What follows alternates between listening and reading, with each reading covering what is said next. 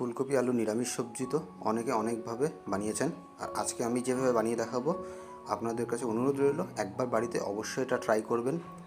তো আমি সুভাশিস আর আপনারা দেখতেছেন ভারতীয় রান্নাঘর কুকিং চ্যানেল। আজকের ভিডিও নিরামিষ আলু ফুলকপি করার জন্য আমি ফুলকপিগুলো কিন্তু কেটে নিয়েছি, আর ঠিক মিডিয়াম সাইজ, খুব বড় না খুব ছোটো না। আর জলে ফুলকপিগুলো ভিজিয়ে রেখে দিয়েছি, আর সাথে এখন উপর থেকে দিয়ে দেবো লবণ। আপনারা কিন্তু লবণটা আগেও লবণ জলের মধ্যে দিয়ে তারপর ফুলকপিগুলো দিতে পারেন। আর এখন একবার লবণটা মিক্স করে নেব।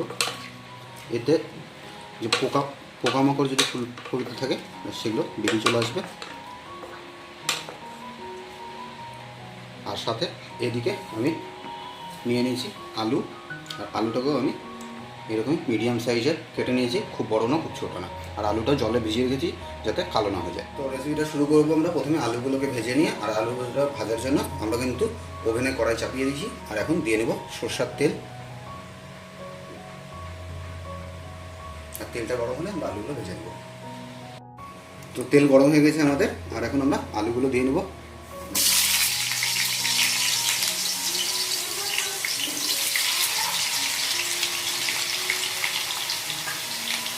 আলুগুলো দিয়ে আমাদের কিন্তু উপর দিয়ে আমরা শুধু লবণ দেবো, আর কিচ্ছু দিব না।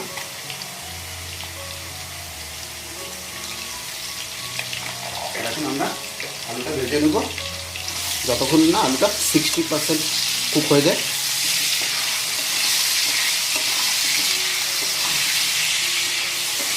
তো বন্ধুরা বুঝতেই পারছেন আমাদের আলুগুলো কিন্তু লাল লাল করে ভাজা হয়ে গেছে। আর এখন আলুগুলো আমি উঠিয়ে রেখে দেবো।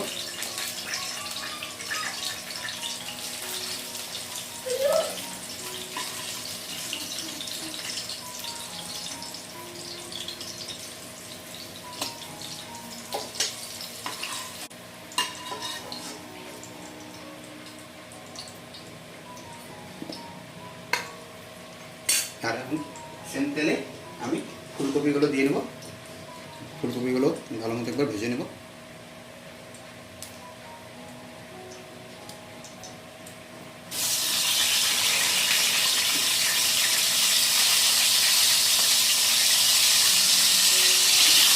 তো যতক্ষণ ফুলকপি এটা ভাজা হচ্ছে বন্ধুরা, ততক্ষণ আমরা একটা পেস্ট বানিয়ে নেব। আর পেস্টের জন্য প্রথমে দিয়ে নিচ্ছি 1.5 চামচ পোস্ত,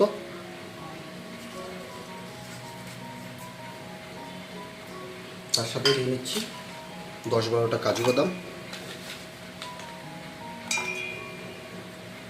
আর দিয়ে নেব 1 ইঞ্চ স্লাইস করে কাটা আদা কুচি।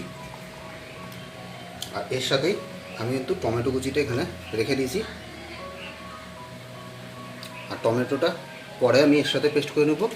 এখন প্রথমে এই 2-3টা পেস্ট করে নিই, কারণ যদি টমেটো এখন একসাথে দিয়ে দিই তাহলে কিন্তু পোস্তটা ভালো করে পেস্ট হবে না। তো আমাদের ফুলকপিগুলো কিন্তু খুব ভালো করে ভাজা হয়ে গেছে। আর এখন ফুলকপিগুলো নামিয়ে নেব।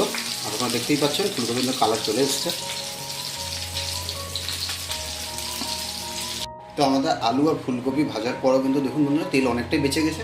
আর এখন এই তেলের মধ্যেই দিয়ে নেব উপর থেকে হলুদ গুঁড়ো, আর তার সাথে দিয়ে নেব কাশ্মীরি লাল লঙ্কার গুঁড়ো।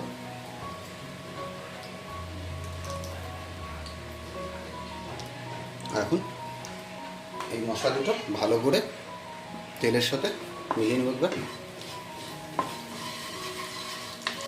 আর এখন উপর থেকে দিয়ে নেব টমেটো পেস্টটা, টমেটো, কাজু আর পোস্তের।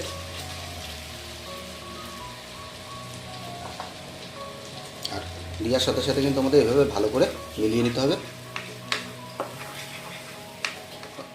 দেখুন মিলানো কিন্তু আমাদের একবারে হয়ে গেছে। আর এখন এটা এই অবস্থায় ছেড়ে দিতে হবে 3 থেকে 4 মিনিটের জন্য, যতক্ষণ তেলটা ছেড়ে না দেয়। তো দেখুন তেলটা কিন্তু উপর দিয়ে ছেড়ে দিয়েছে। আর এতক্ষণ নিশ্চয়ই বুঝতে পারছেন কালারটা কত ভাইব্রেন্ট চলে এসছে। আর এখন এই সময় আমরা দিয়ে নেব 2 চামচ ফেটিয়ে রাখা টক দই। আর এটা দিয়ে আমাদের কিন্তু সঙ্গে সঙ্গে এইভাবে মিক্স করে দেবে বন্ধুরা 2 থেকে 3 মিনিটের জন্য। তো আমাদের দই মেশানো 2 মিনিট হয়ে গেছে। আর এখন আমরা উপর থেকে দিয়ে দেবো স্বাদ মতো লবণ। আর এই সময় কিন্তু পোস্ত আর টমেটোর কাঁচা গন্ধটাও একদম চলে গেছে। আর এখন দিয়ে নেবো বন্ধুরা আগে থেকে ভেজে রাখা আলু আর ফুলকপিগুলো।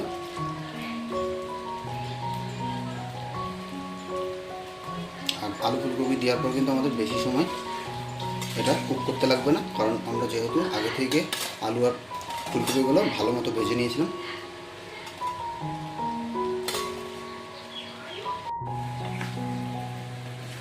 আর এখন সমস্ত মশলার সাথে আলু আর ফুলকপিটা একবার ভালো করে আমরা মাখিয়ে নেব।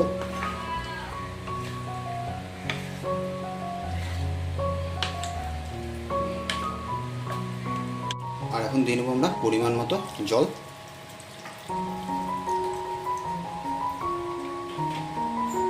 জলটা দিয়ে আমাদের 5 থেকে 6 মিনিট আমাদের আবার কুক করে নিতে হবে, তাহলে কিন্তু আমাদের আলু ফুলকপি নিরামিষ এই সবজিটা রেডি হয়ে যাবে। তো আমাদের আলু ফুলকপি কিন্তু মোটামুটি রেডি হয়ে গেছে। আর এখন স্বাদটাকে ব্যালেন্স করার জন্য, যেহেতু এখানে টমেটো আর টক দই পড়েছিল, সেই জন্য দিয়ে নিচ্ছি 1/2 চামচ মধু।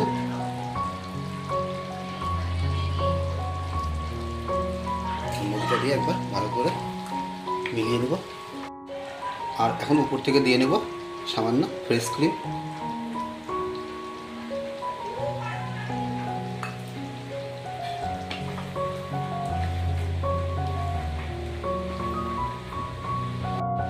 আর এখন আমরা রান্নাটা শেষ করব গুঁড়া গরম মশলা দিয়ে। আপনারা এখানে ইচ্ছা করলে অল্প ঘিও দিতে পারেন, কিন্তু আমি আজকে ঘি দিলাম না।